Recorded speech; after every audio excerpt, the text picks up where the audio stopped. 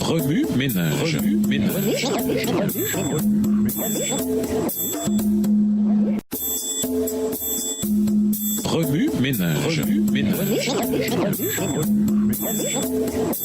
Bienvenue dans votre émission Remue ménage.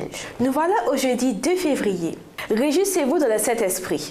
Lisons Philippiens 4, verset 4. Philippiens 4, verset 4.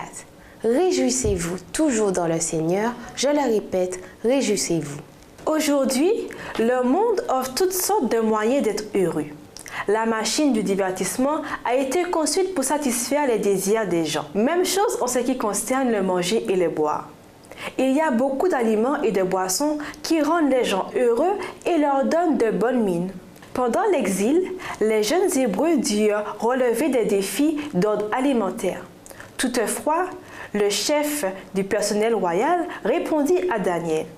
C'est Sa Majesté le roi lui-même qui a prescrit ce que vous devez manger et boire. J'ai peur qu'il ne vous trouve pas aussi bonne mine qu'aux autres jeunes gens de votre âge. Ainsi, à cause de vous, le roi pourrait me faire couper la tête. Daniel 1, verset 10. Ainsi, soyons prudents dans nos relations avec les habitants de notre collectivité.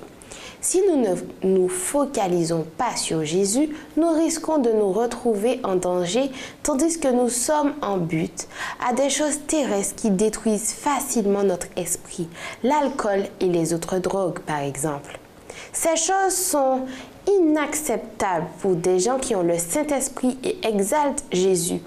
La Bible dit clairement que ceux qui consomment des boissons illicites deviendront un problème.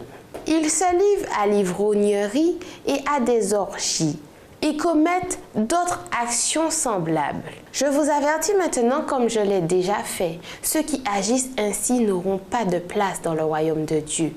Voir Galates 5, verset 21. Manger ou boire ce qui détruit notre corps est contraire aux instructions du Saint-Esprit.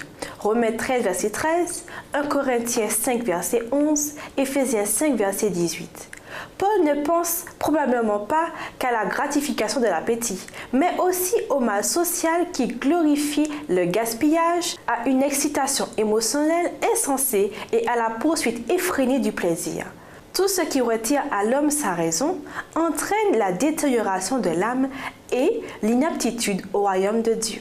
La réjouissance en Jésus ouvre l'esprit et glorifie le Créateur. En même temps, veillons à garder notre corps en santé et à cultiver un esprit de sagesse, surtout quand il nous faut prendre des décisions. C'est là l'œuvre du Saint-Esprit, lequel est venu pour que les êtres humains se détournent avec enthousiasme d'un esprit mondain pouvant ruiner leur épanouissement. Il nous rendra capables de témoigner avec enthousiasme de notre foi. Remue ménage.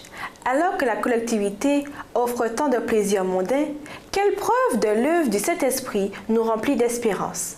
Au revoir. Et à demain si Dieu veut. Remue ménage. Remue ménage.